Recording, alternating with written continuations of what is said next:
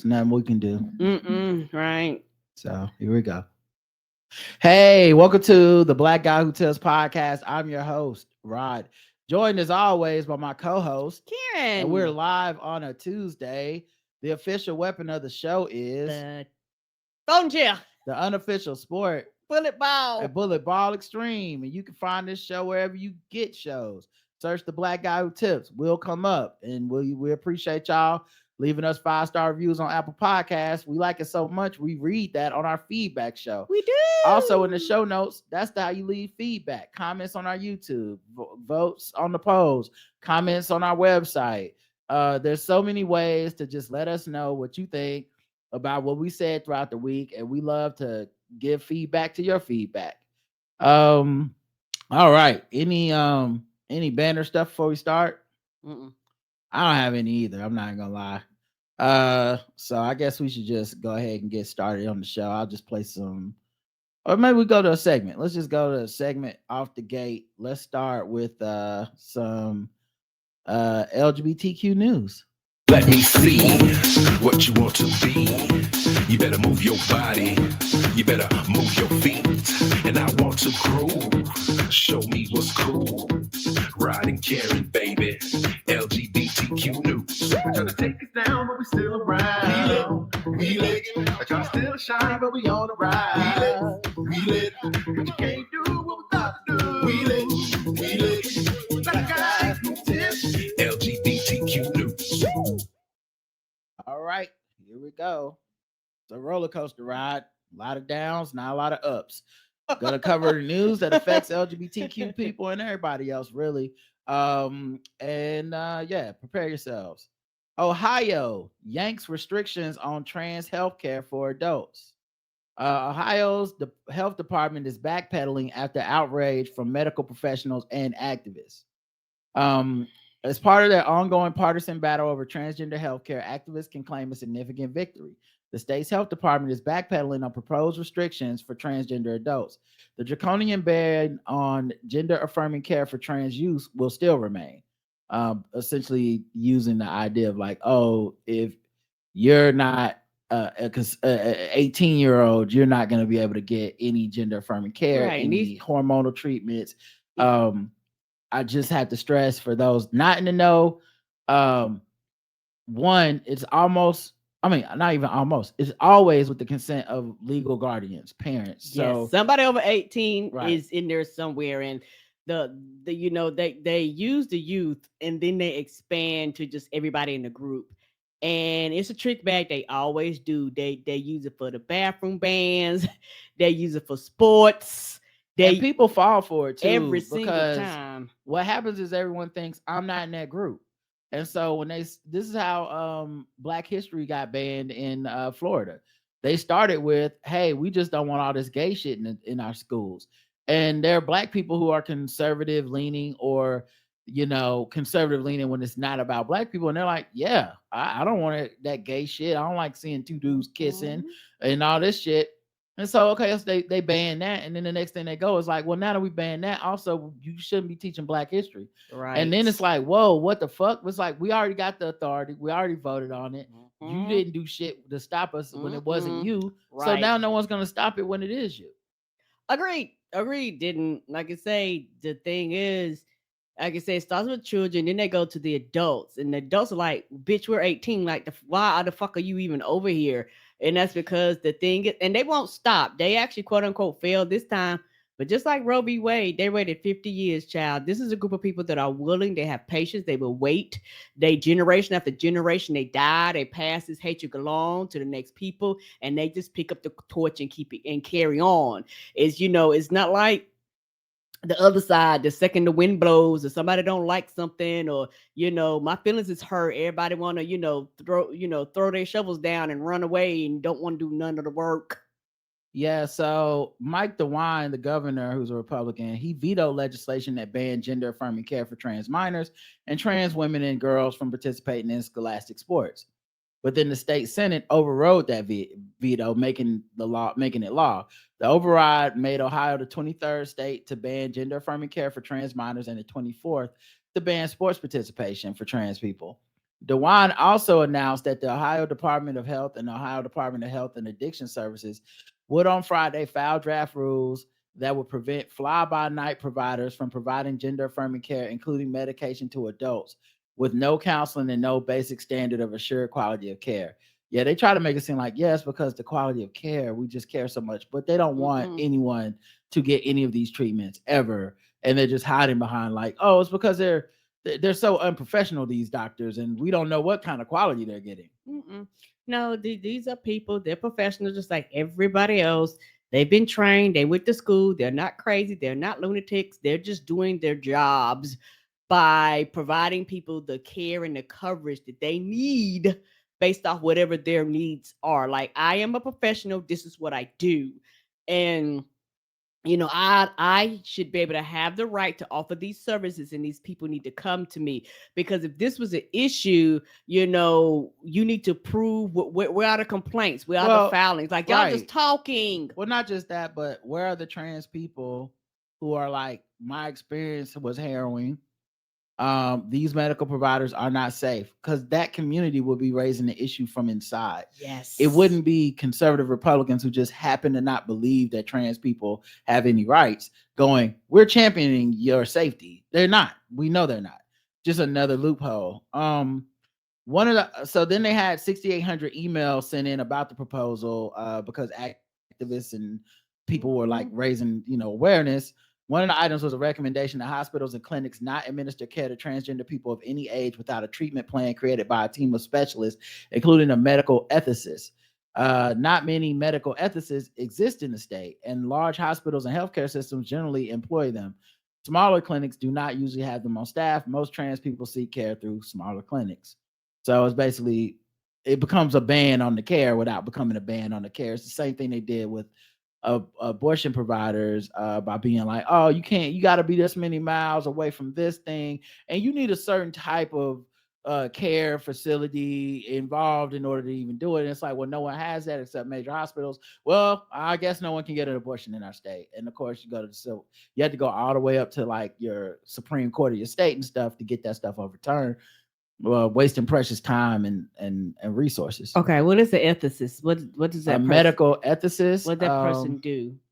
Because I've never heard of that, doctor. A medical ethicist is a doctor or medical professional who specializes in research and moral, legal, and ethical issues that arise in healthcare.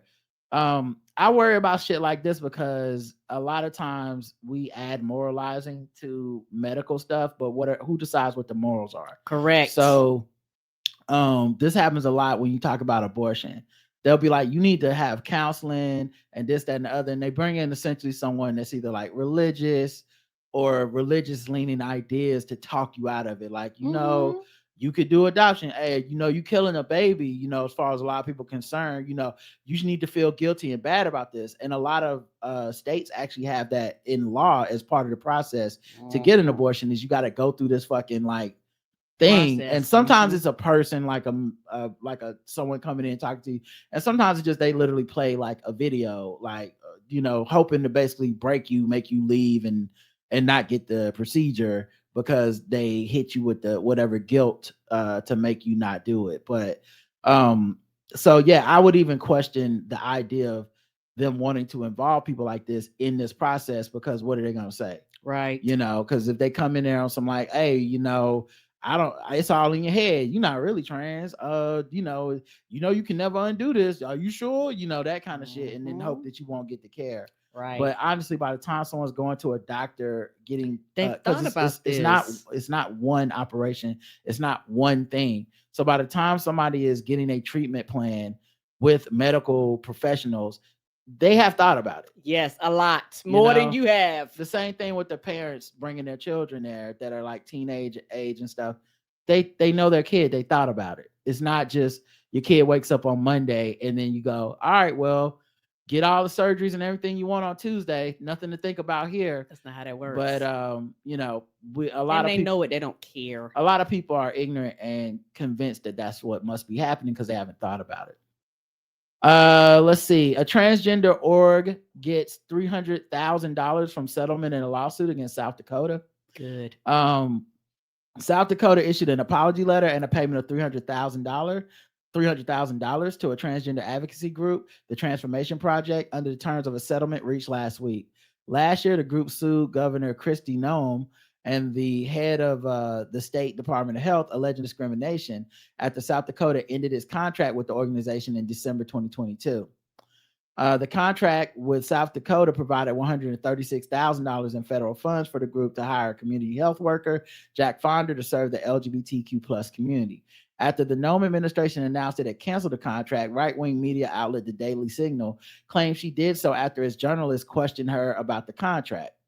So she got, this is one of the things. Somebody questioned her and then she backed down or some shit. This is, we'll see. So this is the thing with a lot of conservatives. It's so cowardly and craven.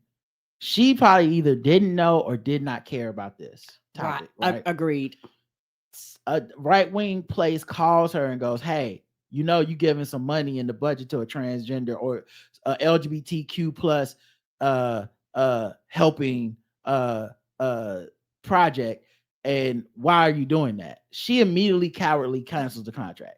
Right? Not releasing a statement, not because she campaigned about this, but mostly because she's just scared, because all these motherfuckers are scared over there. Yeah, that's why Donald Trump is running their goddamn parties, because they're the fear they have. Yes. That is a party that runs off of fear. And so of course she did some craven shit like this, not looking into what was legal, whatever. So Nome's chief of communication, Iron Fury, told the outlet South Dakota does not support this organization's efforts and the state government should not be participating in them. So then, of course, she goes out, she has attacks on the rights of transgender youth and all this stuff. That all becomes evidence when it comes to, you know, a discrimination trial. So as part of the settlement, because of course they settled, they were going to lose. They agreed to pay the project $300,000, basically twice what the fuck they had said, over twice, right? Yep. The bigotry calls. South Dakota Department of Health Secretary Melissa Magstadt also wrote an apology letter. On behalf of the state of South Dakota, I apologize that the Transformation Project's contract was terminated, and for treating the Transformation Project differently than other organizations awarded community health worker contracts. I want to emphasize that all South Dakotans are entitled to equal treatment under the law, regardless of their race, color, national origin, religion, disability, age, or sex. South Dakota is committed to ensuring that no person is excluded from participation in, denied the benefits of, or subject to discrimination under any program, activity, or service that it provides. So they go on 2 more paragraphs, but your actions and I know this person may not have nothing to do with that shit, but the actions of your representative at the top and the fact that enough people went along with it to cancel the contract, otherwise, that says the real truth. And y'all doing now because y'all knew y'all were gonna lose that motherfucking lawsuit. Yes, and you didn't want to take it to court, right? Because you were legally binding. This was something that we agreed upon for a certain period of time, and you just be like null and void, and people go, "Hey, if you do this, we have stipulations in this contract that says we broke something, like something we would have to do something wrong on our part in order for you to be valid, other than you got a phone call." Yep. Boosie addresses LGBTQ plus criticism, accuses community of bullying. So here's the thing. He says extremely homophobic and transphobic shit all the time. He's still somehow Black America's sweetheart in many cases. People fuck with him. I don't know what it is. Maybe it's because I didn't really get into his music and I don't follow his Instagram. For me, it don't resonate, and I don't feel like he's a representative for me as a Black man the way many dudes do. But I just see him as mostly an ignorant motherfucker and just stay away. But he says this shit, people clap back, and then of course he becomes the victim that he claims they are, right? Y'all bullies, bro. I guess I'm the only one to speak up for straight people, so I'm gay. Anybody who speak up for straight people, y'all say is gay. That shit is crazy. Now, he's also said shit that was like homophobic and weirdly homoerotic on some thou doth protest too much shit. So maybe that's why people call him gay. I also think I'm not a person that calls everybody who doesn't like gay people gay, because I feel like that cuts 2 ways. In one way, now you're using gay derogatorily to like insult them because you know it'll insult them. 2, It makes it seem like straight people don't hate gay people, and the only people that hate gay people are other gay people who are in the closet. And we know that's not fucking true. Like people passing laws and doing all this shit. Many of them are just straight people who hate gay people. It's not that complicated. There are some exceptions. There are some jokes that are funny and stuff. I'm not trying to tell people like, don't call Mike Pence gay. That's not like he might like. There's reason to think that dude might be closeted, but there's also like humor I get in being like, this motherfucker seeing his outward appearance is so fucking closeted gay for him to be passing all these laws and hating gay people. So I do get it, but just with Boosie, I think people can hide behind like y'all the real bullies and I'm the victim here, and it's such bullshit. I agree, and it's just very frustrating because every time I hear him, I'm not into his music and anything like that, but every time I hear him, it's always something negative. Like it is a collection of people over the years. I know nothing about their music or their performance or anything like that or any art that they do. I just know them off of the terrible things that they say, and he is one of the people on that list. Yep. Yeah, he's like how fucking with black people, certain people are always 100. He's like always 100 for LGBTQ news. Yes, he is. Speaking of always being 100, J.K. Rowling rages at the press for calling a trans woman a woman. Man, she really don't have no problems anymore. She got all that Harry Potter money, and she's like, I only want to concentrate on one thing for the rest of my life. Being mad at trans people. Right. I have nothing else to do, apparently. Yeah. So yeah, she's, I guess there was a trans person who killed a cat and then put the animal in a blender and was jailed for life because they murdered a man 4 months later, right? Woo. So she highlights this article, J.K. Rowling, quote tweets it and says, I'm so sick of this shit. This is not a woman. These are hashtag not our crimes. What? What is that? Stupid. Yeah. So, why that was such a distinction for her, I'm not sure. Like what that would prove. Like, oh, okay, well, okay, it's a man crime now. Like, this person committed a crime. They committed a crime. They need to be held accountable, whoever they are. Right. But yeah, it's just, I don't know why she needed to make that distinction, but okay. Donald Trump appointed the anti-IVF judge, the judge that is against in vitro fertilization. But now he claims that he supports it. And this is my thing about the Republicans in general, because multiple of them are doing this. Like, I'm not with that. What's my girl running for president? Nikki Haley. Mm-hmm. Nikki Haley saying she's not with it. We don't believe you. And it's like, but y'all support the judges. Y'all bring up the ones that do. Y'all just want these crazy right-wing religious kook judges. You don't give a fuck what their track record is with the law. You just think power is 100% what everything's about. Same thing with the Supreme Court. Power, power, power. If we have power, it doesn't matter if it makes sense. Doesn't matter if it's president or not president. We just get what we want. You can't do both and be like, but also I think they went too far. And what you gonna do about it? Nothing. You gonna just sign the next one up. So yeah, it's just yeah, I don't believe any of them. Yeah, it's just bullshit. Right, because they use IVF and all this stuff too. A lot of people do, just across the board. And so it's one of those things to where I don't feel sorry for you because this is the shit that you want. Because no matter how quote unquote extreme you are, there are people that's even more extreme that y'all, like you said, you're putting these more extremist people in power, and the more extremist people is running your party. So they're gonna go to the extreme that's irrational, illogical, just extreme, just taking us back to 1825 and not giving a fuck. And you can't look me in my face after you put these people in positions, been going along with it and be like, no, not that. Yes, bitch, all of it. You signed up for all of it. You didn't sign up for pieces, a part of it. You signed up for all of it. Well, it's not just that, but Donald Trump has appointed, people pointed out in 2019, he appointed Sarah E. Pitlick to the federal court of the Eastern District of Missouri. She's argued that fertility treatments, including IVF and surrogacy, have grave effects on society, including diminished respect for motherhood and the unique mother-child bond, exploitation of women, commodification of gestation and of children themselves, and weakening of appropriate social mores against eugenic abortion. So he has literally appointed someone, but he doesn't have to live in the world of facts. He just gets to say whatever the fuck he wants to say. Yes.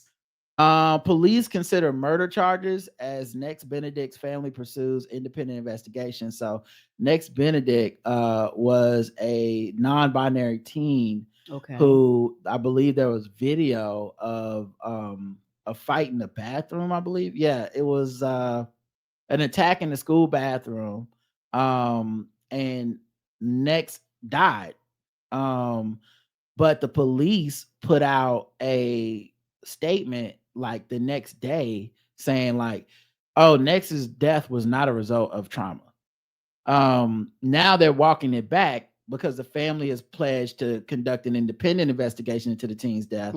And so I guess they're like, fuck, it's not going to be a nothing to see here, everybody turn the other way situation. Right. And a lot of times they do it particularly to Black and brown and others, and to poor white people. They do it to people who they don't think have the means to actually fight and take that shit to trial and be like, all right, hold on, we'll get somebody. Legally, we have the right to form our own autopsy. Like, we would raise the funds. They're like, oh shit, if they do that, they're gonna find out the quote unquote truth.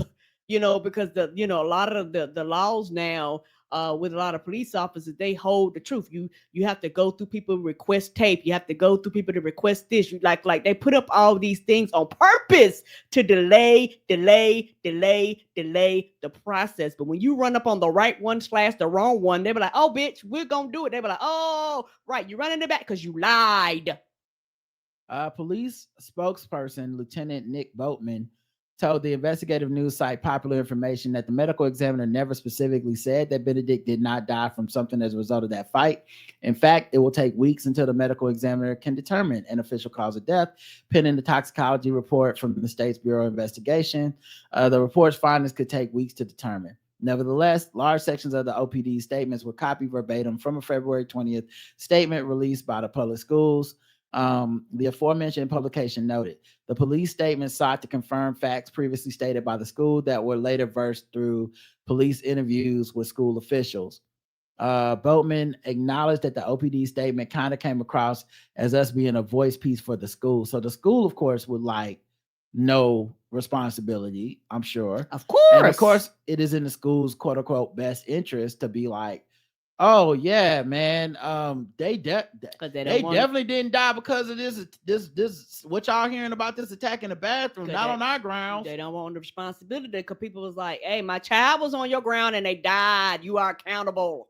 Right. So I bet you that's a big part of it. Boatman also said murder charges are still on the table. So yeah, they walked it all back because shit was fitting to get real, and because this was also an extremely volatile and there was a lot of eyes on this story. People were watching. Yeah, so that's one of the reasons that it turned into that, because everybody was like talking about this story. So I feel like that's where the extra pressure came in to be like, oh shit, we got to do it right. All right, let's do two more.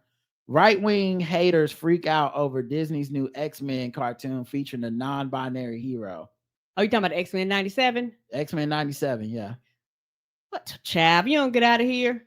It will feature a non-binary hero in its regular cast of superpower characters. Conservatives are not happy about that. In the latest issue of Empire magazine, showrunner Bo DeMaio revealed that Morph, a shape-shifting mutant introduced in the original series, would identify as non-binary in X-Men 97, the new show. DeMaio said would feature a lighter take on the character, was non-binary and has an interesting buddy relationship with Wolverine. Morph being non-binary makes sense in terms of like powers too, because Morph can turn into anybody. Okay. Any gender, any like body type and stuff. So and these people complaining, a lot of them go, you don't why are you over here? You don't read comics. You don't. And the only time you come out is when you find something that somebody says something. Yeah. It's like you don't. And the people that actually read comics is like, do you really read them, or do you see what you want to see? Because a lot of this shit has been in comics for fucking decades, and everybody acts shocked and surprised every time the shit comes up. Also, like, how much do you just lack a fundamental understanding of the X-Men? Because the X-Men is all about like gender queerness. It's all about racial discrimination. It is woke before there was a word for woke. That is all X-Men has ever been, is look at these outsiders being ostracized, even though they are unique and human and have powers and abilities that can contribute to society, and they're trying to do the right thing, and yet a society that fears and hates them, you know. And then there's so many cases and so many types of people of different marginalized groups can relate to it, whether you be like, whether it is LGBTQ people, whether it is Black and brown people, whether it's Jewish people, where like women, there's so many people that can relate to these stories. And it always is weird when the right wing or the toxic fan base doesn't even understand what they watched. Like, they don't. You don't even know what did you think that any of this meant when you were a kid. It's all allegories for something. Right. And then some of the arguments they have, and you go, well, if you go back and you understand these characters, the person that you quote unquote are rooting for will be complete opposite of the bullshit that you're doing in real life. So it's like you just read it with your white colored glasses on and just ignored every fucking thing else around it, like the other storylines, the other plots and interactions and shit like that didn't matter. Us, Captain America beating up on Nazis and shit, that shit didn't matter. But y'all are fucking real Nazis talking about, what Captain America stood for. It's like, oh, word. Right. It's so fucking weird. Yes, it is. It doesn't make sense. Like, you don't feel stupid when you see it. Anyway. All right, last story. A dad was making a TikTok about seeing a trans woman with his and his son was in the car, and it kind of went a little bit viral. We all know that there's people that are disgusted whenever they see a trans person. And we all know of the people who don't care if they see a trans person. But apparently, we're a third type of person. Or at least I am. I can't speak for him. I am too. See, we just kind of had our first experience with the trans woman. See, she walked in behind us, and I opened the door for her just as I would anybody. But and I didn't think twice about who she was. Then I noticed, wait a second, that's a trans woman. When I tell you how happy it made me, I'm getting emotional now. To be able to see somebody be out and open to the world here, small town Texas. You just got to know how much bravery that takes. Right, Mikey?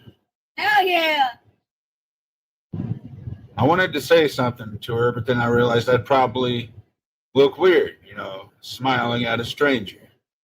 But if you're a trans woman and you came here to the landmark truck stop in Clyde, Texas, just know we're proud of you. Oh. Right, Mikey? Yep. His baby said, hell yeah. That's hilarious. The son is back there flavor in the shit. Yes, hype man. Nah, that was cute, man. I think there's obviously complicated issues about all that stuff, I mostly appreciate that he said he didn't like make a big deal out of it and stuff, because I think people be minding their business, and whether you find them inspiring or not, their life is their life and they're living it for themselves, not for inspiration porn for you.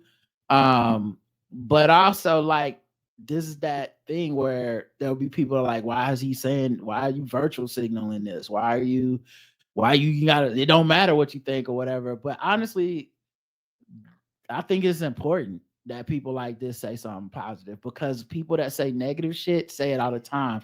And I know they can't stop, won't stop. Them motherfuckers is like was- on it all goddamn day. that was my first time seeing that video. And I know I was like, where's this going? Yes, you know what I mean? Because normally you see a white dude with a beard and he's straight, and I saw a trans woman today. I'm like, oh shit, you know, and then what? You know what I mean? So like, I mean, it's a very privileged point of view and all that stuff, and I know it's patronizing and stuff. I mean, this, you know, but if I'm being fair, I feel the same way about like when white people do some shit or notice some shit, and I'm like, it's good that they said it. You know, it's why I don't get mad about even the ones I don't really like mess with their work like that, but I don't get mad about like these white people that talk about diversity, equity, inclusion, or try to you know, talk to the white people that won't listen to black people and be like, this is why the fuck this shit is important, like Jane Elliott or something. I don't get mad at them, because honestly, you really need, like, we need people to be vocally open about like, nah, man. And maybe one person will learn, but if one person learns, that's good. Honest to fucking God, I agree. Because the other thing is, you just be quiet, you don't say shit, and you don't acknowledge it, and people get on their internet and share every fucking thing.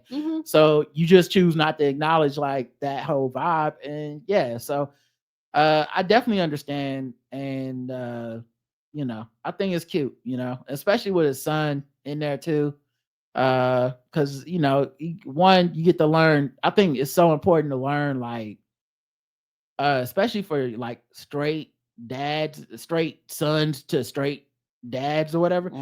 It's so important what that behavior they're modeling looks like, because there's a lot of kids that their parents feel uncomfortable with stuff, they're anti-LGBTQ, whatever. The kid might be LGBTQ and you just don't know it yet, right? But now they got a whole lifetime of I can't say shit around my dad, I already know how he is.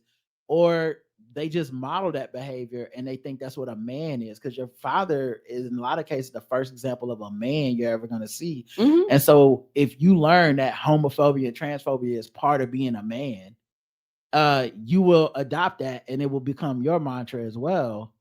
As opposed to, you got a dad that teared up a bit at the idea of being in a small Texas town and somebody living their truth, knowing what the fuck that means in America. So yeah, I thought it was cool.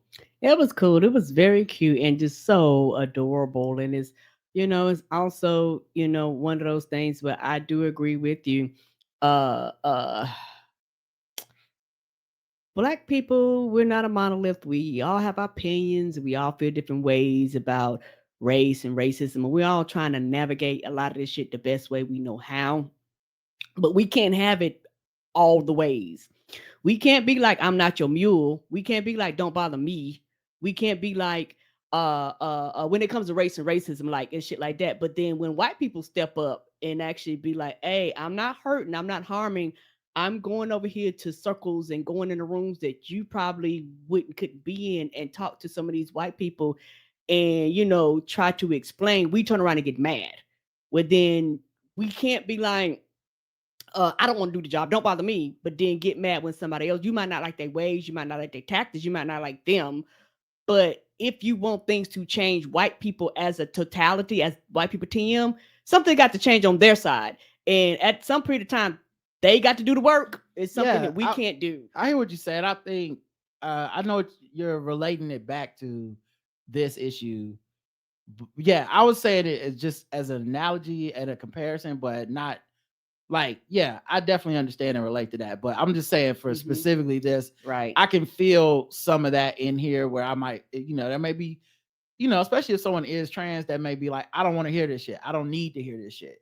It's patronizing. My life ain't for you. You know, I totally get that as a Black person and can see how that may come across. But the thing I've felt even as a Black person is people need to hear that shit. Right. You know, so everybody's not on level 201. Some motherfuckers is at basic and they need to hear that basic ass shit. You know what I mean? So anyway, shout out to him and his son. And yes, you know, I'm sure the motherfuckers are in his comments. Oh, you know, they line it up. Yeah. But khaki pants emojis and everything. Yep. What's the khaki pants emoji? What that mean?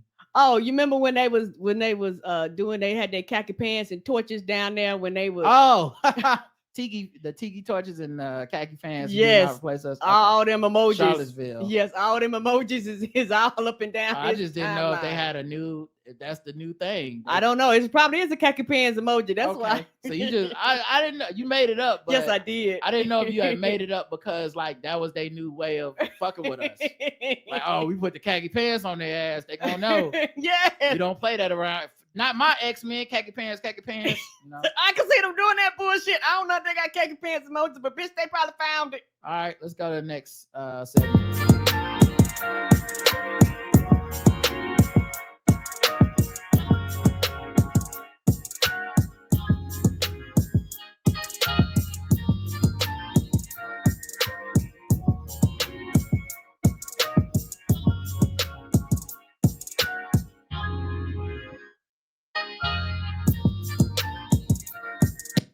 A third of young voters say they wouldn't want to be friends with someone who voted for a different presidential candidate, according to a poll. Once again, we don't know the accuracy of the poll, but right. Still, I don't find this to be surprising at all. If not, a little low. Mm-hmm. Third, I feel like if you living in 2024, I mean, the third just seemed low. Maybe it's just because I be online. I don't know, but it's the way these motherfucking candidates is set up. It's I can't see me kicking it with somebody that really is adamantly for Trump. I just can't. Child, me either. And we're so polarized now. Honestly, if you said some third party nigga, I probably don't fuck with you too. Yeah, come on, I don't got time for that. Why you bullshitting in my head? Yes. Yeah. What are we talking about here? So yeah, that makes sense to me. But yeah, a third of respondents in a recent poll said they can't even be friends with rival party supporters. Yeah, and this is such a white point of view to point this out like it's news, is because I feel like for the most part, Black people been living this life. Right. Like we've been on some like it ain't really been sweet for us in America for us to have the liberty of like, hey man, they just vote a different way. Like that means something to us because it's like, yeah, your party's always on the side against my life, not just some of my views, but like the things that would affect how I live and my ability to vote. They don't even like that. So like, it's hard for me to just look at you and be like, well, yeah, I guess Trump got some good ideas, or hey, you know what, George W. Bush ain't all bad. Like, it's hard for me to look at you that way because I'm thinking to myself, like, that motherfucker is okay with me not being able to vote. Agreed. And for me, like you say, it's one of those things where me being Black and me being down South, I've always kind of felt that way. You know, you get to talking crazy, I will float my ass away and I'll go on somewhere else. Like, I'm not going to debate you. I'm not going to argue with you. My time is precious. My words are precious. You know, if I was to sit down and have a conversation with you, it would have to be somebody that I truly cared about. You know, but because for the average person, it's not worth your time and or effort and raise your blood pressure. Why? You've already made your decision. You're grown. You're an adult. Why are we talking about some shit? You're not going to change your mind. I'm not going to change mine. Yeah. 7% of those polled said that they ended friendships over the vitriolic race between Trump and Hillary Clinton. Those friendships ended, the poll found, as 70% of respondents said the presidential campaign brought out the worst in people. Yeah, I know I lost friends around that time where I was like, I can't do this. Mm-mm. Like, y'all fuck with Trump, I can't fuck with you at all. And I don't want to be friends. And it's not funny, and it's not a joke. I haven't gone back to those friendships and been like, man, well, you know what happened? Like, I know what happened. And you was on some fuck shit, and I can't unsee it, you know? Right. Like, yeah, I can't unsee it, can't undo it.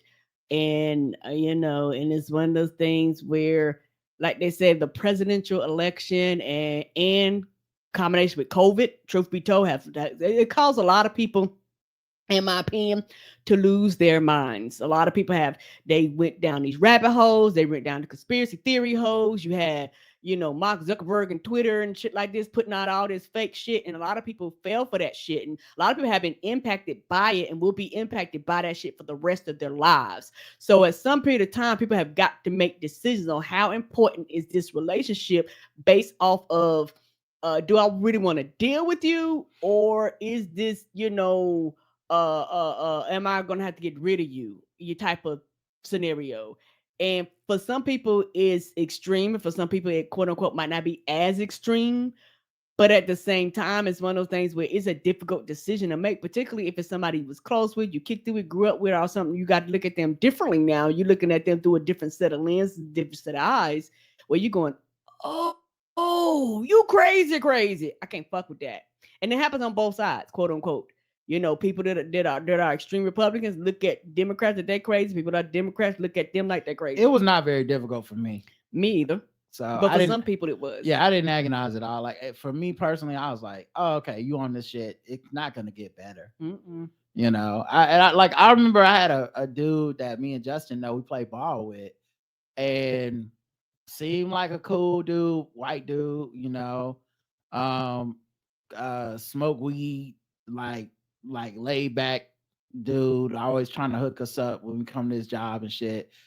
But I remember in his stories on Facebook one time, he had, or maybe a post on Facebook or something, he had this thing about Trump, and it was like very like praising him a lot. Like, this is a president, and we need to respect that, and da da da. And I love that he's coming here to give a speech and all this shit. And I just screenshotted and sent it to Justin. I was like, what the fuck happened with him? And he's like, yo, I don't know. And like, I hit him up about it, like, yo, what is this? Because Trump had been in office for a couple of years at this point. So to me, it's like, you already really, really know what he's about. Mm-hmm. There's no excuse of like, I just want to give him a chance. It's been a couple of years. You gave him a chance. Are you on this fuck shit? Like, Mr. You got all these black friends and all this shit. You're fucking with this. And he ended up taking the post down and being like, oh man, I didn't mean nothing by it. I have not talked to that motherfucker since, because that shit was whack. I'm sorry. You let me know what the fuck you on, dog. I'm not allowing you in my space for this bullshit. Right. And also, I don't want to say if it's a privilege thing, but it's one of those things where my proximity to whiteness is different than a lot of people. That's why I said a lot of people had that thing. No, this wasn't about me saying what you were saying was wrong. Okay. I was saying for me personally, it was easy. Yes. That you're right. People have agonized over it. This is not a contest of like, no, Karen, they didn't agonize. No, I didn't agonize, but many people did. I also grew up where I didn't really have have any real white friends. Me either. So it was like me, this is my default mode of being like, I guess all my friends are pretty much black and brown, and that typically defaults to most of them are gonna at least be not Republican. Like, I can't say that they're all Democrats. I can't say that they all are, on the same shit I am, but I don't know any of these niggas walking around with Trump shit. Couldn't, not in my house. Jailmaster Jay trial ended. 2 men were found guilty of his murder in 2002. I remember when that happened. Boy, that's 2002. Yes, I remember when that happened. I was when they announced it, I was going to work. I worked like an early shift at Shoney's when I was used to work at Shoney's, and I was like, open it up, and I was going down. Every time I hit that, I was one of them things. I was like, oh my gosh, I can't believe this. What is happening? It was like fucking breaking ass news. Yeah, he was only 37 at the time. And so yeah, the people, Carl Jordan 40 and Tenard Washington 59. So this would have been 22 years ago. Ooh. So this 40-year-old would have been 18. Wow. And I guess the 59-year-old would have been like 37. So that's still old enough to know better. But yeah, I think they said it was over like some drug shit. They said Jay, who was born Jason Mizell, was playing a Madden football video game on his couch in his second floor studio in Merrick Boulevard in Hollis. A 38 caliber pistol on his armrest on October 30th, 2002, when a gunman shot him in the head. The 5 other people in the studio kept quiet about what they saw for years out of fear. federal prosecutor said, until taking the stand over the course of roughly 3 weeks of testimony in Brooklyn federal court. Yeah, that's so wild. If that, I mean, I guess they were found guilty, so I guess that must be what the jury thought happened. But wow, just the idea of 5 witnesses being there and being like, well, shit, I ain't saying nothing, and then that lasting until 2024, basically. Wow. Because fear is something else, and you live in these neighborhoods, you're around these people, and not trying to be funny, you're like, who the fuck gonna protect me if I start talking? Nobody. Like, I start talking, I might die. So no, thank you. I'm gonna shut the fuck up and act like I didn't see shit. Right. So yeah, that's just wow. It said Mizell's friend Uriel Tony Rinkin told the Daily News in 2007 he was inches away but never saw the killer's face. He broke years of silence to name Jordan, nicknamed Lil D, as the shooter, and to say Washington was standing guard over the studio door. So that seems like you knew that the whole time and just never said anything until now. And Lydia High, Mizell's business manager, testified she saw Mizell's face turn from a smile to a look of horrified shock as the killer embraced him, then shot him point blank in the head. Washington said he pointed a gun at her and ordered her to the ground during the chaos. She didn't name Jordan during her testimony, but she described how the shooter had a neck tattoo similar to Jordan's. It's definitely a long time coming. Justice delayed, justice denied, said Mizell's cousin Carlos Thompson, who attended the trial daily. The only regret that is my Aunt Connie, Jason's mother, his brother Marvin, and his sister Bonita didn't live to see this day. Yeah, that's a long period of time. Thompson said the family had suspected from early on that Jordan, Mizell's godson, was the killer. So damn, that was his godson? Oh my God. He said he was disappointed that it took so long for witnesses to come forward, though he understood the fear. Yeah, the fear is understandable, yes. Right. Meanwhile, Jordan and Washington's defense attorneys placed the blame on a third suspect, Jay Bryant, who confessed to his uncle that he shot Mizell and whose hat was found in the studio with his DNA on it. They argue Bryant was the real killer and that the witnesses' accounts were corrupted by time and fading memory, arguing they altered their recollections to fit a narrative pushed by federal investigators. I don't know, man. I forgot it was you that shot my friend in my presence, in my face. Like, I misremembered how that happened. That's a lot. Prosecutor said Bryant, they indicted him last May and say he participated in the killing by opening the rear door to the studio building for Jordan in Washington. His case was severed from the others last year, though, and he won't see trial until January 2026. Bryant's hat and confession to his uncle in 2003 amounted to probable cause. Defense lawyers argued, but the jury didn't agree. So wow. I guess props to them for continuing to pursue the case. Special prosecutors denied Jussie Smollett's deal claim. So I guess, according to TMZ, Special Prosecutor Dan Webb, who convicted Jussie for lying about the hate crime hoax, rejected Jussie's plea to the Illinois Supreme Court, saying Jussie's claim of having an agreement to avoid prosecution doesn't make sense. But Jussie asserts that he had an agreement with the Cook County State's Attorney Office, which included committing to community service, forfeiting his bond, and expecting the charges to be dropped. However, Webb dismissed Smollett's imaginary agreement, stating it doesn't protect him from future charges. He also refused Jussie's double jeopardy claim, clarifying that the legal term doesn't apply in this case. Woo, yeah, child. I mean, it's hard to trust Jussie Smollett's word. You don't get out of here. No. Like, they're going, yeah. Somebody check. Do we have any records of this? Nobody has records. What? No, get out of here. Yeah, it's hard to take him at face value. I'm gonna need to see like more. Right. We'll see in court. I just, everything with him, I'll see you in court. Everything. Because I don't trust anything you got to say.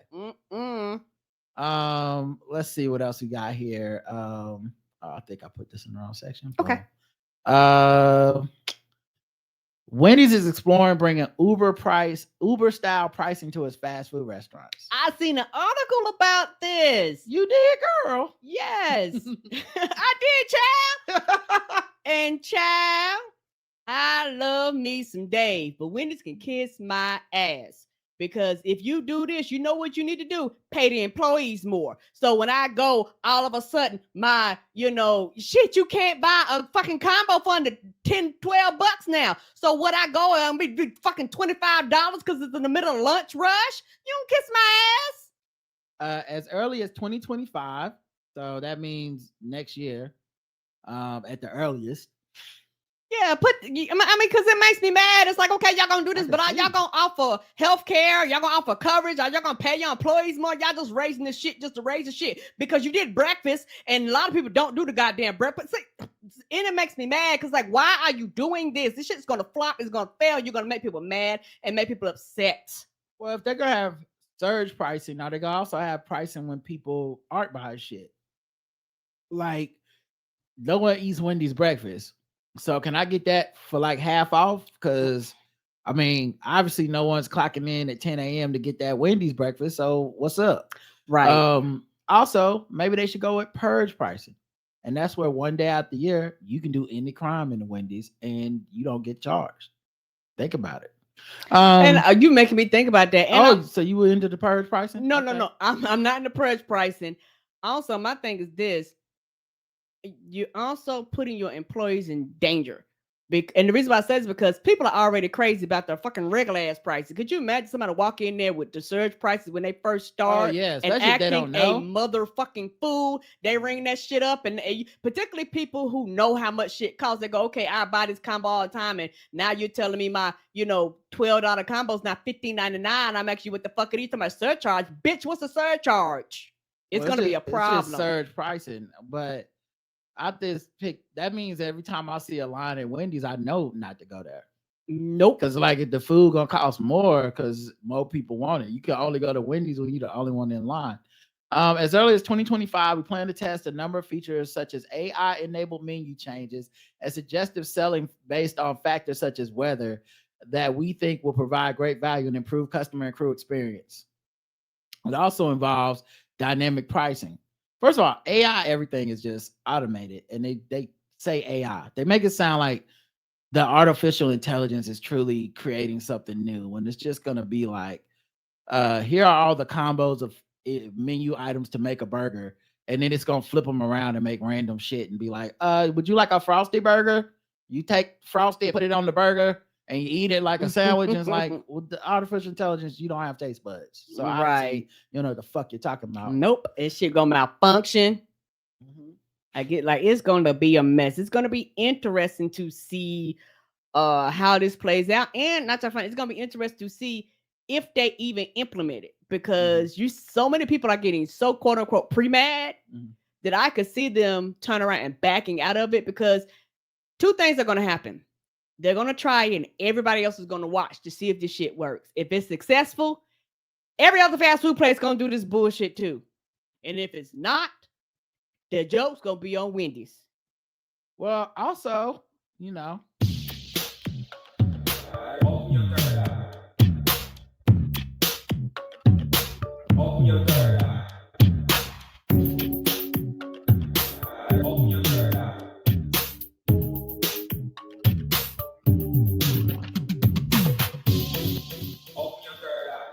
Also, I feel like opening my third eye conspiracy. Okay.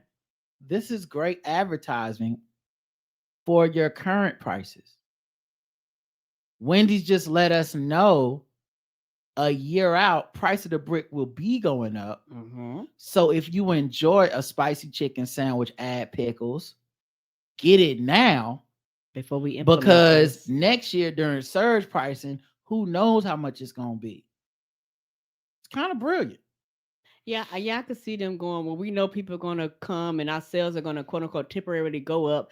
I guess to compensate and make a difference for them going down. Well, possibly. Even if you made me think of this when you said they may never even implement it. Right, because people would be mad. But what would they be mad about? That the prices will go up. Yes. They are no longer mad that you're already currently higher than they ever been prices. Right. So you're like, hey, now $18 for a chicken sandwich don't sound so crazy, do it? And it's like, yeah, because you was gonna charge $30 for that chicken sandwich next year, and I'll be damned if I pay that much. Here's my $18 gladly, Dave. Right. It's genius. Yeah, the more I think about it, yeah, I can see. Yeah, I can see this being a tactic that they're using. Like I say, it doesn't make sense because your food cost is the same, your labor cost is the same. What is the purpose of this? Like you can do this in other industries, and that's a little different. But with food, like no. Wow. Them crackers is tricky, baby. Well played, crackers. Well played. I see a boost in sales literally all across your Wendy's by people going, well, let me get this shit for y'all, hike these prices up. And then it comes around, you only hike your prices up. They're investing $20 million to roll out digital menu boards to all U.S. company operated restaurants by the end of 2025. So I guess it's all part of them, I guess, up in the tech. Just up the tech then. You know what? Even more conspiracy. I bet you them doing this and the up in sales is to pay for the tech they're getting ready to buy. Well, they're gonna buy if they're gonna have the tech by the end of 2025, then that means that it'll be from the money they're making now, right?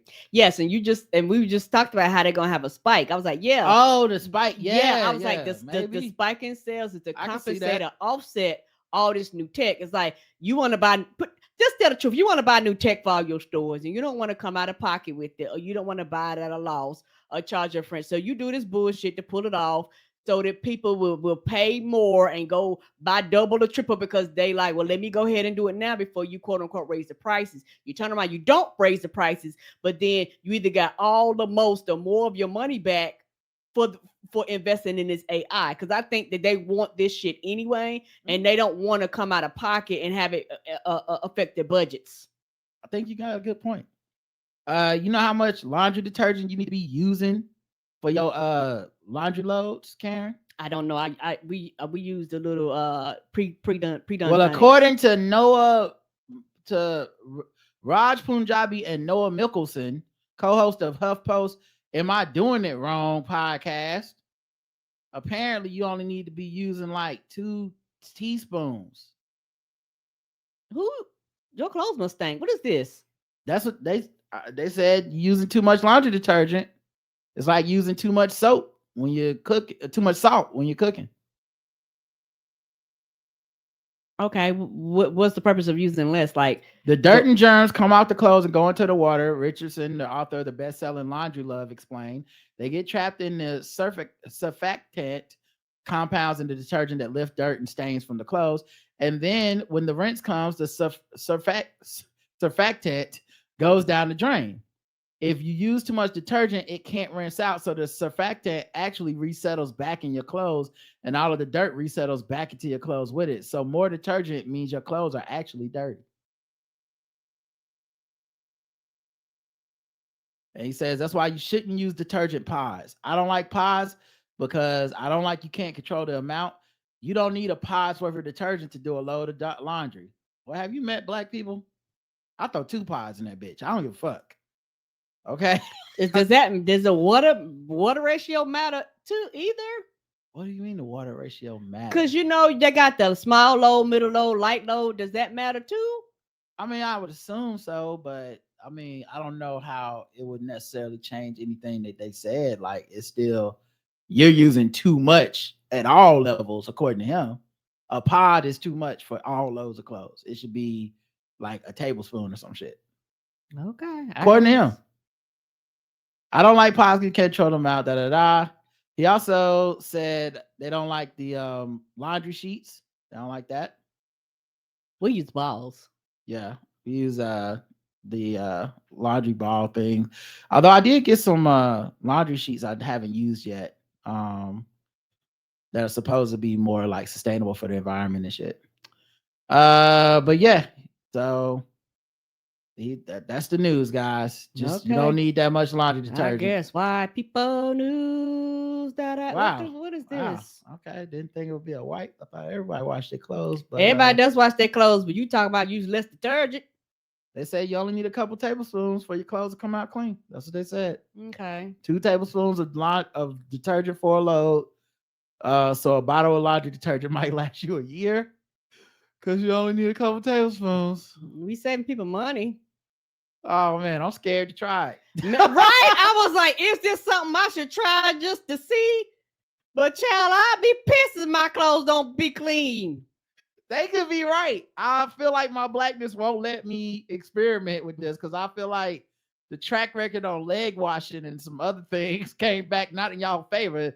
Y'all don't use washcloths when y'all take showers and shit. I don't know that. Yeah, I was like, how do you get in the crack of your ass? What is happening here? I want to be better than this, but I can't. I guess I'll never know. I'll never know. My clothes smells fine to me. Oh yeah, No just one's ever told me fine. my clothes smell like the dirt resettled in them. So I don't know, guys. Like I said, if I do, I might try a load. That's it.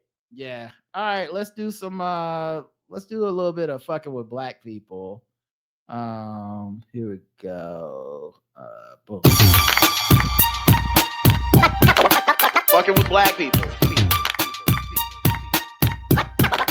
Fucking with black people. Fucking with black people. Fucking with black people. Clarence Thomas has hired a law clerk who faced controversy in 2017 for allegedly sending some racist texts.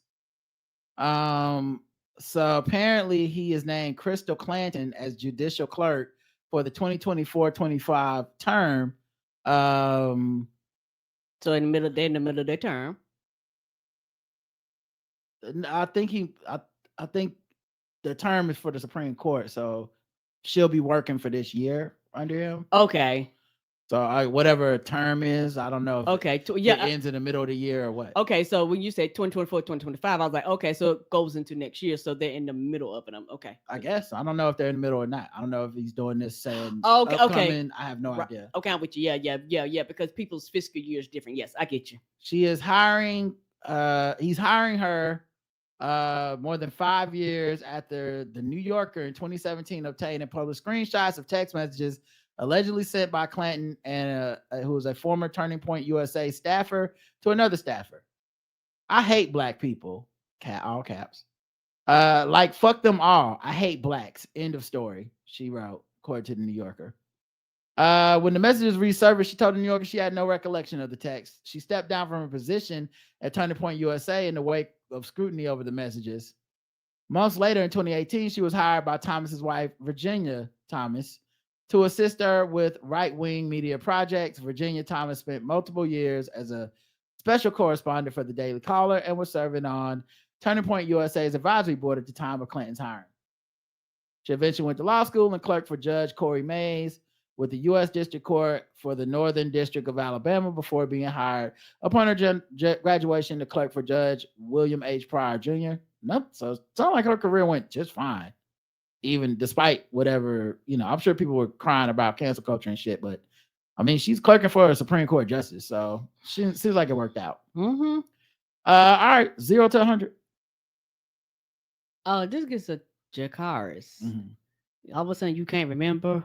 Mm-hmm. All of a sudden, years later, you got this other job, like shit didn't happen.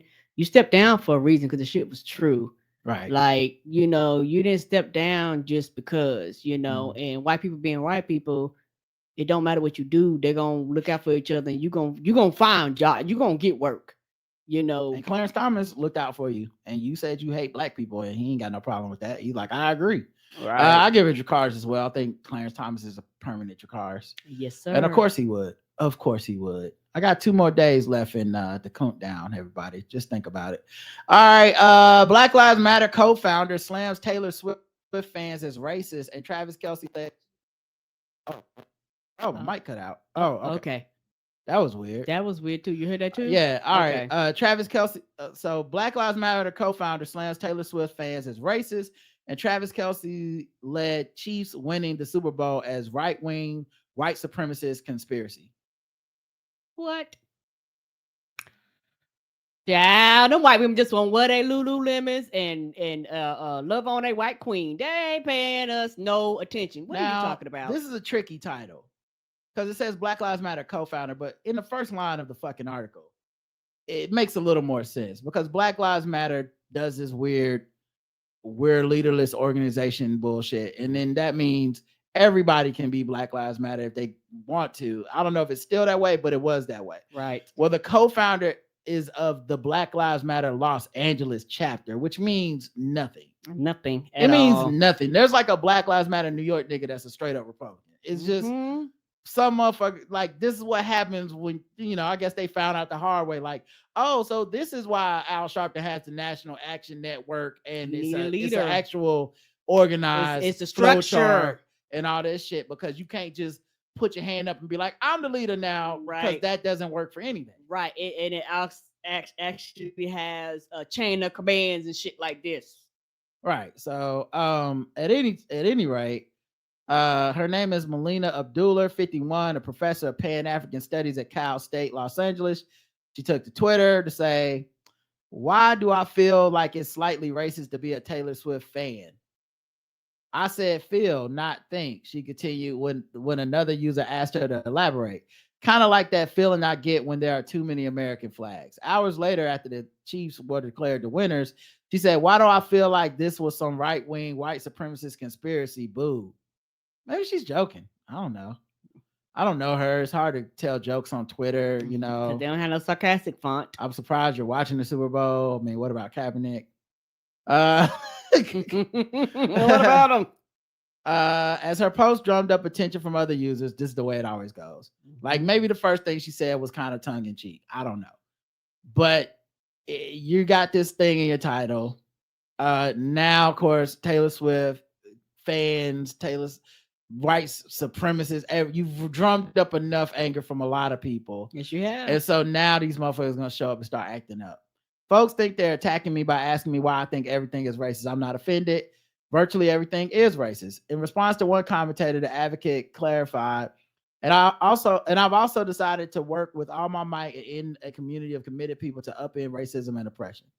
On February 23rd, she returned to social media to post a voice message sent by a man who blasted her as a joke and ignorant and what's wrong with this country. How dare you throw out the racist ideas you throw out on a daily basis? Shout at the man who identified himself as Ethan George from Texas before proclaiming that he wished she would die. If this is what a tweet about Taylor Swift fans being slightly racist brings, I'll edit myself. Y'all are full-fledged, violent, white delusionists. Here's my problem with that. That person is probably not a Taylor Swift fan. Like that's not why, but this is one of the issues with all this commentary on social media. It's such noise because it becomes whatever you want it to be. I've seen people do this where they're like, the Taylor Swift fans are the problem. It's like, y'all say horrific shit about Taylor Swift. Right. Fucked up stuff about her body, her talent, all kinds of stuff. Stuff that you get mad about when people breathe wrong about Beyonce. Correct. And y'all do turn to the hive and be attacking them and till someone has to tell y'all to calm the fuck down or the next person fucks up. Taylor Swift, regardless of how you feel about her, does have a broad fan base of people that like her and support her. Agreed. Period. And yes, some of them get offended when y'all say shit like whatever y'all say. That being said, a motherfucker telling a Black Lives Matter person to die because of racism, probably nothing to do with Taylor Swift. And this is one of the issues is that I think there's a lot of people that hate Taylor Swift because they don't know shit about Taylor Swift. Agreed. So they have these assumptions, and it's just because of how she looks and how in the country we live in, there's a bunch of assumptions. I'm like, oh, so she's like a conservative, racist, sweetheart, country, southern, blah, blah, blah. And then if you ever look anything into her life and her beliefs and her music and shit, it's none of that. But it doesn't really matter because you judge the book by its cover, right? But the people that are this guy calling you is probably just a motherfucking racist.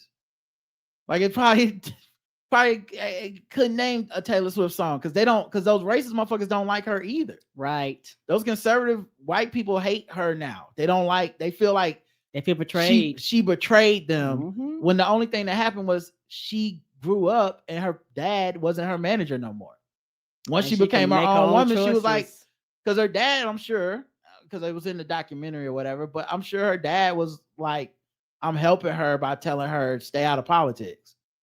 And she saw what people were assuming she believed and represented.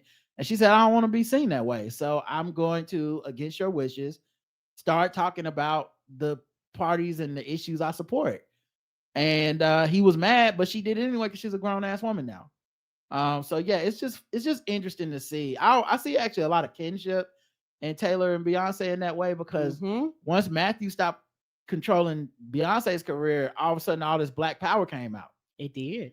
And I'm sure that as his daughter and as her manager, he was thinking for years, like, can't you just do the girl power shit? The white girls love it. The Black girls love it. Everyone fucking buys it.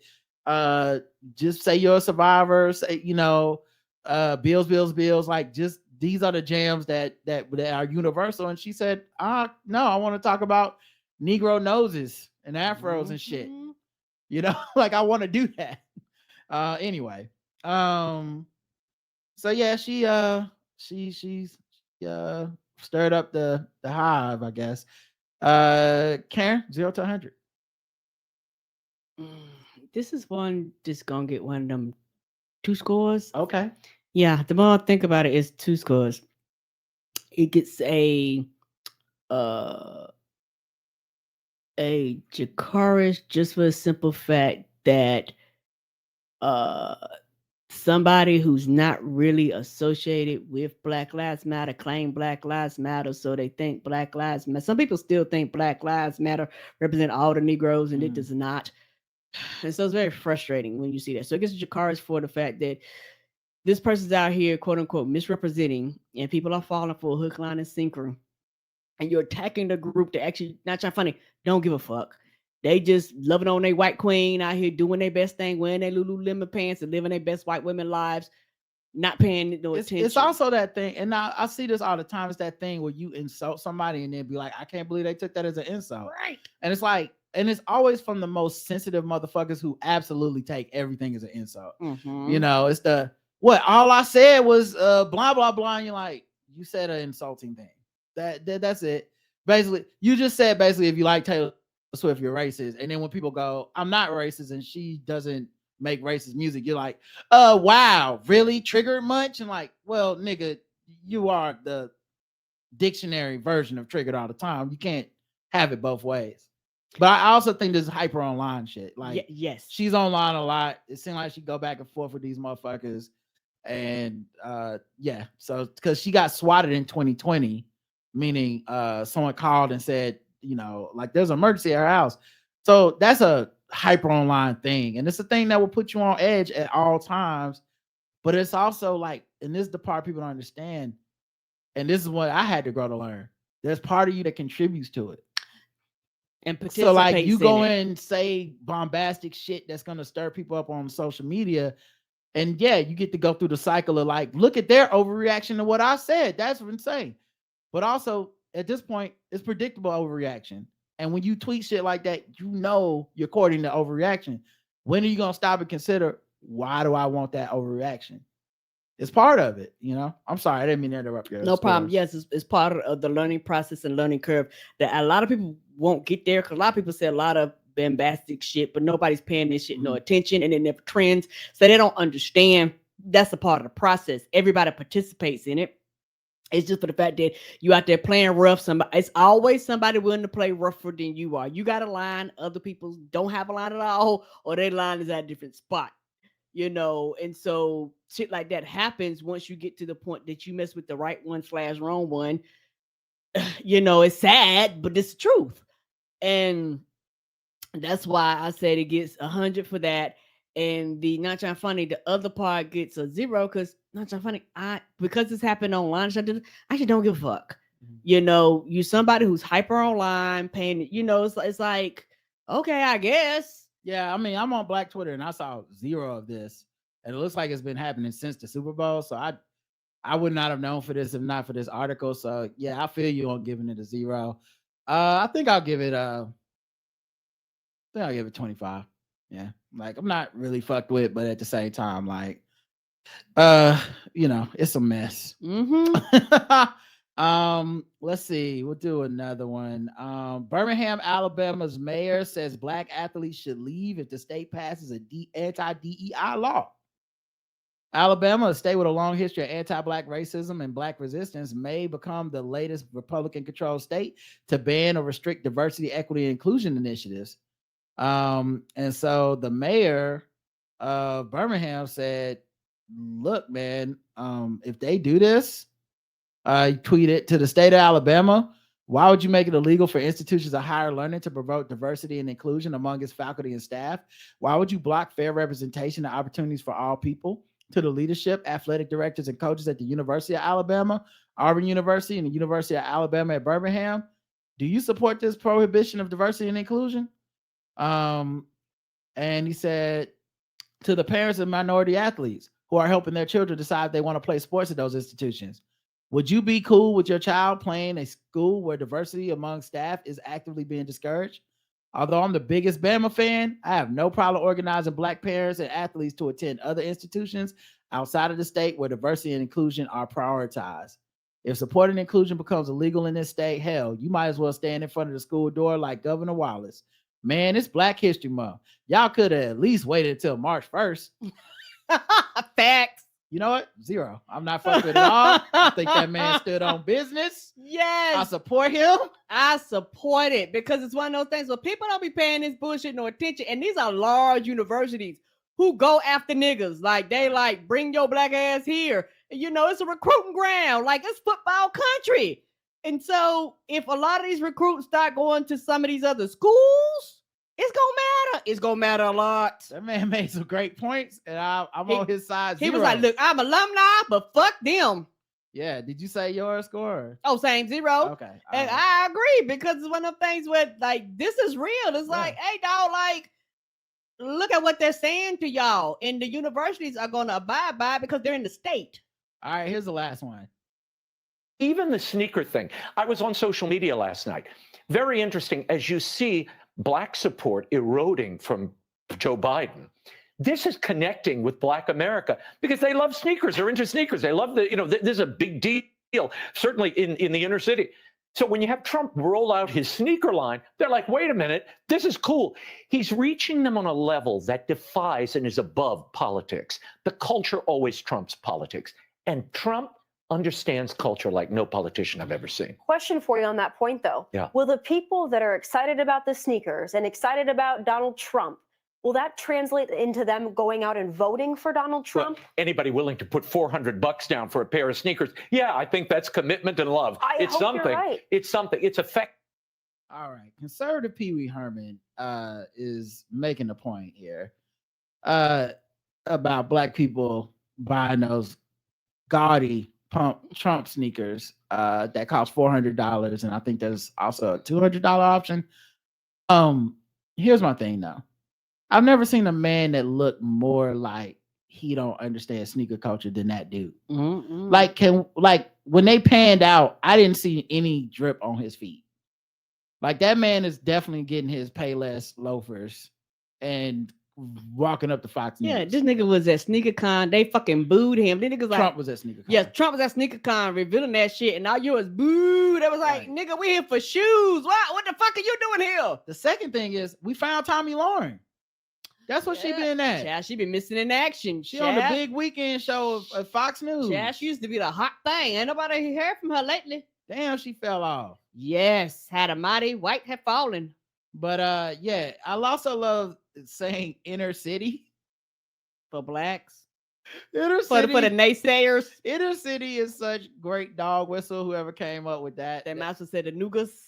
Like you don't know anything about no inner cities. Mm-mm. You haven't even watched The Wire. What are you talking about? The inner city, they love Trump shoes. Fuck out of here.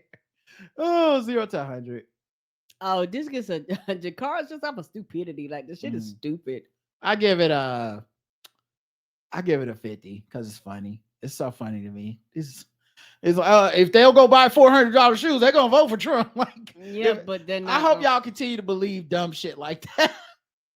Like this is a daily. Like you know what? I agree with him. People that will spend $400 on them Trump shoes will go vote for Trump. I agree with that. Yeah. I just don't think many of them will be black people. It won't be us. Like I can't. You might find a needle in a haystack, but most of child, you better not walk around no black folks in no Trump zone. Also, black conservatives can't even pull them shoes off. Like y'all gonna see Ben Carson stomping around in them in them impeachment fives. Like you're not going to see that. You're not gonna see that. Why are you even pretending like that's gonna happen? Stumping in them Insurrection sixes. Yeah, that's not gonna happen. Why are you even pretending that like who's gonna Terrence K. Williams can't pull that off? No, Republicans don't have style or drip. Kanye got his own shoes and wants to run for president himself, so you can't. Yeah, it's just ridiculous at this point. All right, we've had a good time. We have. Let's move into one other thing. I'll let you pick. White people news or guest the race? What do you want to do to end it? Let's do some white people news. White people do. Exciting to the barbecue. We might be problematic or a little bit stiff. This is really hard on a fragile pieces. White people do. Miracle Hot Springs and Sequoia National Forest closed down following deaths. Oh shit! Why is they dying? They didn't say the reason they died. They just said one person was found dead February 17th in one of the Miracle Hot Springs tubs. Another person was also found dead in the same area October 17th, 2022. Investigations are underway in the two incidents. Ain't the hot springs ain't that where it's like naturally hot from the ground? Sandy Flat Campground near Miracle Hot Springs will remain open to the public. But I don't know if something happened with the water got too hot. I don't know. They didn't say how the people died, but I guess we'll find out. Let's see what else we have. Tom Cruise, 61, splits from Russian socialite Elsina Kayarova, 36, just days after meeting her kids. Kids must have bad vibes. He must have. Kids don't like Tom Cruise. What the fuck wrong with him? I don't get it. Is they mad because he old enough to be their granddaddy? That's not fair. That's not fair. All right. He was like, I was in Top Gun. What's that? Which one? They know Top Gun now. They know Top Gun Maverick. Right, the old one. You was in the original one. Yeah, Thomas said they've cooled off the romance, but wanted to remain friends because they live in the same apartment block in London. To end things on a bad note would have been awkward if they bumped into each other in the lift. So I guess it's an amicable split. I feel like the contract just ended. Just like, all right, we did our time. Back to life. Of course, that's Tom Cruise. We all know Tom Cruise, and that's the Russian paramour. They all of them. They got a type. It's like cut, copy, paste. They met last December during a party at Mayfair where they were seen canoodling. Not canoodling. Canoodling. Love a good canoodle. So yeah, they I guess it's over with. Good luck to her. She gonna catch another one. Yeah, she was previously married to another dude named Dimitri, who they put in the article 243, who claims that their acrimonious 3-year divorce battle cost him an astonishing 150 million pounds. Child, she ain't worried about nothing and nobody. Yeah, so it sounds like she had money from this dude's divorce anyway. She's gonna be canoodling with somebody else. Right. Here's her at a Christmas party. Why does that dude got the black Santa? That's a fly outfit in the background. Right. The black one, yes. Yeah. He's also seems to be checking out that ass. I see his. You're looking at something. Yeah. I'm not looking at the camera. But yeah, so good luck to them. We love to see Tom Cruise moving on. Maybe we'll find somebody a little age appropriate next time. Who knows? Hey, stranger things will happen. Okay. Yes, they have. Kelly Rowland walks off of the Today Show over dressing room issue. Oh, snap. Yeah. She was supposed to do Today with Hoda and Jenna. But there was an unexpected change of plans. She dropped out at the 11th hour because allegedly her dressing room wasn't up to her liking. So they had to scurry to find a replacement. Kelly and her team were not happy. They did not like the dressing room, so they decided to pull her off the show, leaving Cosby without a guest host for the 10 a.m. hour. The whole ordeal left some confused because she is loved at Today. It made no sense. A source added, Page 6 reported that there was a dramatic game of musical dressing rooms where Rowland and her team requesting a green room in another location because she didn't like the one she was in. But the room was occupied at the time by J-Lo, who was at the studio to promote her upcoming projects. Apparently, the dressing rooms of the Today set are known to be some of the smallest in the industry. A source told the outlet, they're not nice. It's the oldest building. There are major space limitations. It's not glamorous. It's not fresh flowers and candles and gourmet food. It's basically a white box. It was said that Today producers offered the former Destiny's Child several other options. They didn't want that. The show basically offered them as much as possible, but they weren't happy with it. So they walked and they left. Yeah. Not kind of funny. Somebody like her going, no, you don't meet my standards. I don't have to do this. And they got Rita Ora to fill in for her when she didn't come through.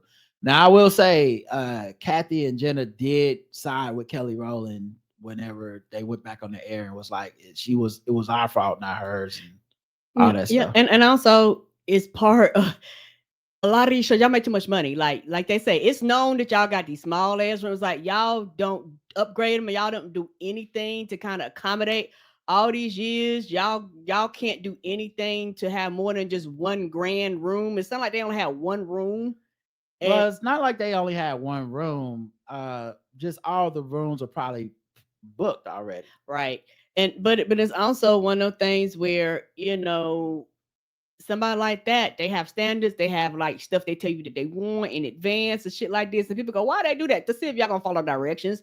If you don't follow directions on the small shit, you're not gonna you're not gonna follow directions on the large shit a lot of times. Well, I looked up another article. It says, watch the Today interview that caused Kelly Rowland to walk off the set because Savannah Guthrie was being too aggressive. So maybe this was all a cover story of the dressing room thing, and it really was about this interview. I don't know. So it might be more to it. Yeah, it says there's an interview with Savannah Guthrie and Kelly Rowland.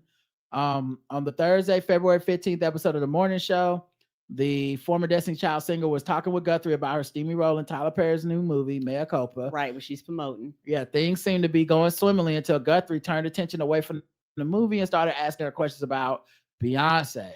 Oh, you done fucked up. Yeah. Oh, you done fucked up. Yeah.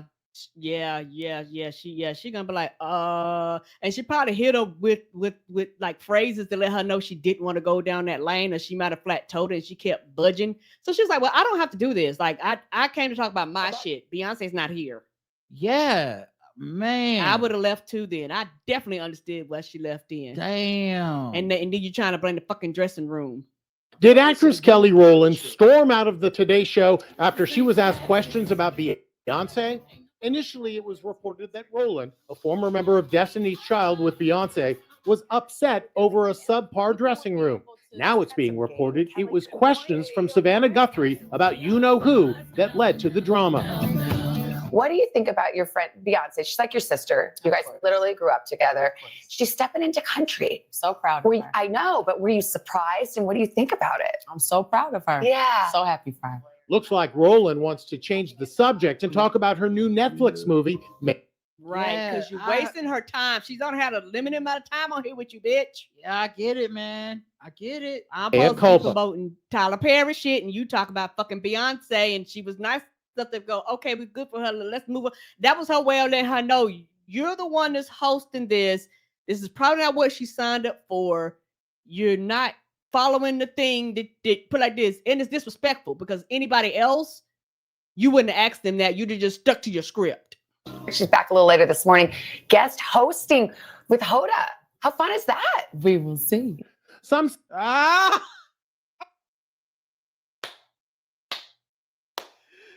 we will see. Oh man, because they had planned for her to do that. She must have been in her mind like, not anymore, motherfucker. I guess we'll see when I don't show up. Mm-hmm. Oh yeah. Immediately, as soon as she went back there, she's like, pack your shit up, we out of here. Say hearing this tease pushed her over the edge. We're going to chat about that. We're going to chat about her music career and what she thinks about Beyonce going country. Uh-oh, she immediately... Oh, her face. Oh man. Oh, they fucked up. Yeah, her face she changed. She couldn't even hold her poker face. She was smiling, and then she's like, Beyonce, come on, man. About Beyonce going country. She immediately scowls, Man, she even fine when she get mad. then mouths the word no. I talked to my sources and they said that actually Kelly was very upset with Savannah's line of questioning. She normally asks interviewers not to mention Beyonce. I was just gonna say It's probably in her rider. This Yes. feels like something where you had your people tell them, Of course. can y'all not bring up Beyonce? Because this is the thing, Kelly Rowland has her own career to manage. Yes. And Beyonce, biggest person in the world, doing well, they're friends, it seems everything's cool. But how many fucking interviews am I supposed to make my shit about her shit? If y'all couldn't book Beyonce, just say that. You know what I mean? Don't make it the Kelly Rowland Beyonce by proxy interview. Don't do that. And she probably had to put it in her rider because I guarantee you she probably didn't initially have it in there and just got tired of the fucking question. And Beyonce is extremely like controlled and private with what she wants out there. It only takes one slip up and now you done fuck something up for her because you were like, oh, well, you know she's pregnant right now. What? Oh, you're breaking the news right now? Fuck. You know what I mean? Like, oh, I thought she had said that already. So yeah, I totally get it. But yeah, oh man. Yeah, that face expression, her saying no. Yeah. And they was like, because I thought it sure is. Yeah. Well, glad we saw the mystery that it was never really about the dressing room. Because that sounded weird and strange. I was like, well, if it's about, even if it was about dressing room, I understood that. But yeah, but that was such a cover story, though. Yes, but this right here is even more foul. Yeah, because like you say, I guarantee you, everywhere she goes, she's be like, don't ask me no questions about also, Beyonce. In low key, you whether you intend to or not, the way it will be taken is, oh, well, she's a bitch. It's her fault. She wants a bigger rest. You're not bigger than J-Lo, Kelly Rowland. I'm sorry. Like, that's how some people are going to take it. And it makes her be the bad person in that situation when that's not even the fucking problem. Problem is, I was happy. I'd be fine with the dressing room I was in. Y'all motherfuckers don't know how to just stick to the goddamn interview script. Stick to the script. And before anybody like said, well, sometimes you got to get off the script. All I'm saying is this. All the morning show shit is fake. Yes. It's fake on purpose. Certain people they try that shit with, certain people they don't. So essentially it's a level of disrespect. It's like, oh, y'all want to play in my face. If J-Lo told y'all not to ask her about Ben Affleck, y'all wouldn't do it. You sure wouldn't.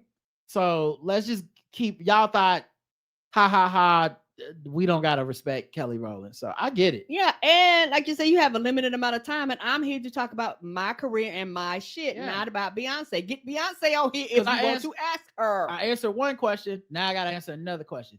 Because you peep how they asked her that question about the country shit, and then they were like, hey, coming up in the next hour, she's gonna talk about Beyonce going into country music. Like, no. So now I'm here for the Beyonce stuff. What are y'all doing? Right. Robin Thicke and April Love Geary plan to wed in 2024. The most amazing woman a man could ask for, he says. Oh, that's right. Robin Thicke is back in the thick of it. He's found love again. So that's so sweet. Yeah, he's gonna stop knocking. Yeah. And they're gonna be sure next time he touch on butts, ain't no mirror in the background to show the reflection of his hands. He'll stop knocking on Paula Patton's door. Mm-hmm. He's 46. He opened up about his wedding plans with his model fiance, April Love Geary. Wedding plans are a priority. We're looking at 2024, and we're very excited. He told people. I'm happy for him. He was at a Casino Royale party at the NMHC annual meeting, which was hosted by the Prado at Balboa Park in San Diego. The couple got engaged on Christmas in 2018, and they had 3 children together. Daughters Mia Love, 5, Lola Elaine, 4, and son Luca Patrick. Thicke also shares a son. That was back to back to back, boy. Thicke also shares son Julian Fuego with his ex-wife Paula Patton. So how old is his new wife? 29. And he's 46. My relationship with April continues to grow beautifully as we've matured into 3-time parents together, which means that she's 29 and their oldest is 4. I guess they were dating when she was 25 and he would have been 41. So she's the most amazing woman a man could ask for, he said. And of course, you know, he would know. Okay, he's asked for a lot of women. Mm-hmm. Okay. So he would know. Oh man. And damn, he got a type. If she He don't look does. like Paula Patton 2.0, They told you. God damn. They be having a type. Man, gotta give it to the Vanilla King. All right. He said, I'm never going back. Never. Yeah, Hosers, because I think he's from Canada. Mm. Last white people news, and maybe my favorite white people news. I saw this on Twitter. So police were called on a Willy Wonka experience. Okay. It was an event billed as an immersive celebration of chocolate. It was canceled after children left in tears at the sparsely decorated warehouse. So what you see on the left here, I'll blow it up. What you see on the left here is an AI representation of what was the ad for, like, come to our Willy Wonka chocolate factory experience for your children. Right. On the right is the actual experience. Oh no!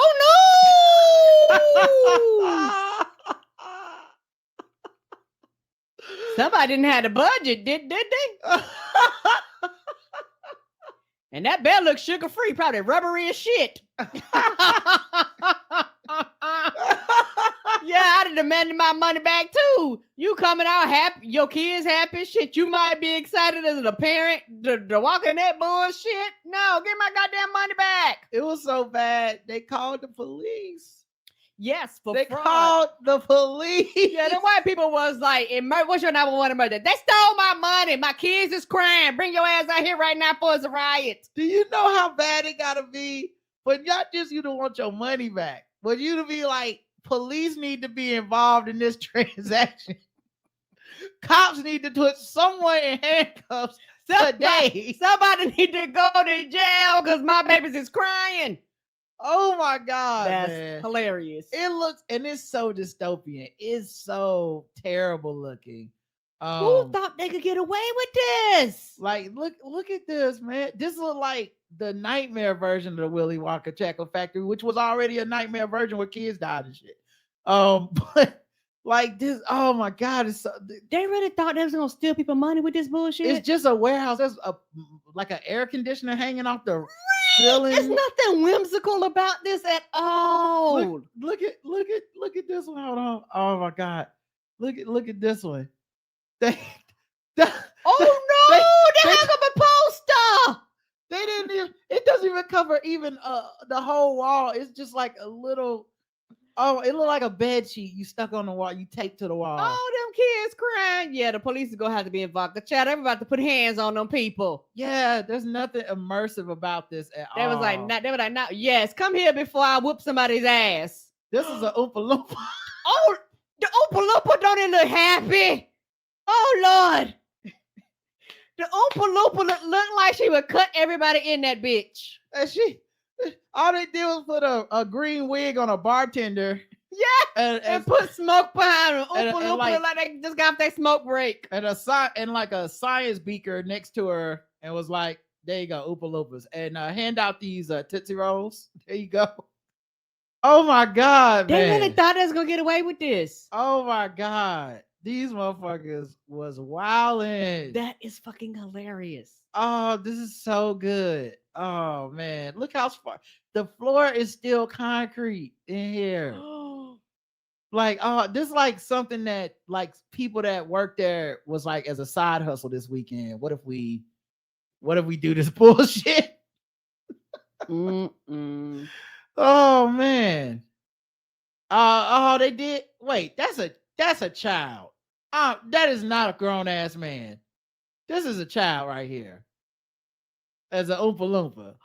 They couldn't get a little person, so that's a fucking kid. Oh no. Come on, man. Come on, man. Oh no. They put a green wig on that baby. Oh man. Oh man. This is horrible. Oh no. Yeah, I can see why the cops had to get involved. Cause Chad, them parents about to tear that place up. Oh my God, man. Oh my God. The ghetto. Oompa Loompa give it 2 thumbs down. Right. Fucker, do your ghetto antics know no bounds? Oh my God. They are lucky, man. They lucky nobody got shot. Right. Playing with people, kids like that. Does it tell you how much the tickets cost an article? 35 euros or pounds or whatever. What? Yeah. I don't know what that, how much. I don't know what that is in American dollars, but whatever it is, it's too much. Yeah, let's see. How much is 35 pounds in US dollars? $44. $44. $44 for that. $44. The event organizer, the House of Illuminati, charged up to 35 pounds for tickets, promised an immersive experience based on the Warner Brothers film Wonka, which stars Timothy Chalamet. Oh no! Oh my God. Oh no! Oh my God. They promised giant mushroom candy canes and chocolate fountains, along with special audio and visual effects, all narrated by dancing Oompa Loompas, the tiny orange men who powered the chocolate factory. False advertisement. Oh man. Oh. You disappointed everybody. Them people showed up. And I'm like you, baby. It's bad when they was like, give me my, and you know what they said? Give me my money right now. It wasn't one of them things where they was like, I'll take your refund. They was like, no, I want my money right motherfucking now. The fact that they said it's not a letdown, it's the theft. Yes, it is. I want my money. I want my money back. After an immediate and angry response from early arrivals who demanded their money back, organizers called a halt to the event only hours after opening, but failed to inform later attenders, some of whom had traveled substantial distances and are now demanding their train costs to be refunded too. Yep, because you didn't tell them in enough time. Yeah. Right. You tell me the day of you canceling the event as it proceeds along. So yeah, you cover my costs. A Facebook group has been set up by furious families who describe their children crying with disappointment at the event, which was scheduled to run on Saturday and Sunday, lambasted the event as a farce and the organizers as cowboys. That must be that must be insulting. That must be an insult in Scotland. Must be cowboys. Like these fucking cowboys, boy. Oh man. So yep, you hate to see it. The Oompa Loompa took me over. Paul Connell, an actor who had been hired by the company to perform at the event, told STV News of his shock when he arrived at the warehouse and realized that the rubric he had been given was impossible to fulfill because none of the promised props or special effects were there. My heart sank looking around. I just felt sad because I was aware how many kids are going to be coming through. We were told to hand the kids a couple of jelly beans and a quarter cup of lemonade at the end. Connell said that when he asked the organizers what he should do with the script, he was told to improvise. No. Oompa loompa gobbledygoo. There is nothing waiting on you. That's how that shit went. I am so sorry you traveled this way. We have no candy. We cannot play. Oh man, that's hilarious. Unfortunately, last minute we were let down in many areas of our event and tried our best to continue on the push through. Nigga, no, this was never gonna work, and you knew it. Yeah, you probably you didn't budget right. It's a ripoff. They knew it wasn't gonna. That right. Karen, we both saw the AI flyer that they put out there. Mm-hmm. They knew they couldn't do that. Right. That's what you get when you go in Chat GPT and put whimsical lollipop land. Yeah. Fuck out of here, dog. You can't trick me. Mm-mm. All right. Let's go to the last thing, of course, which is sword ratchetness. And we'll be back tomorrow. Show note for premium fans. No balls deep this week. Hornets game and then Nerd Off on Friday. So sorry.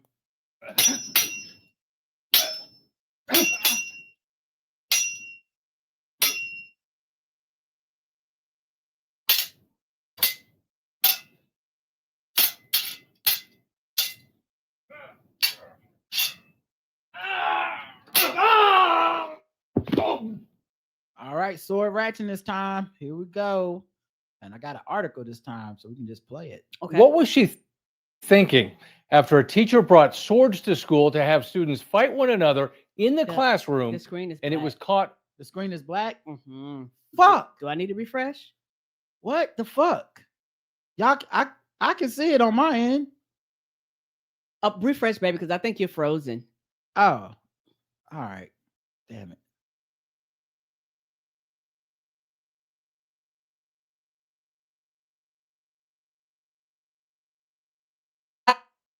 you, but I'm looking at the screen going, you ain't moving.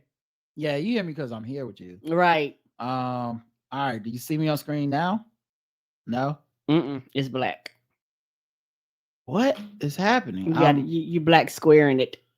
All right, I'm gonna close it and come out completely.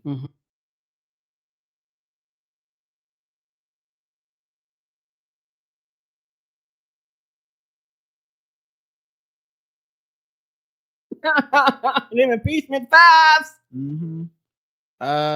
Still nothing. Still nothing. Okay, I'll try another browser, and this is the last thing. I don't know what else I can do other than to restart the whole fucking thing. Let me get out of this one. Okay.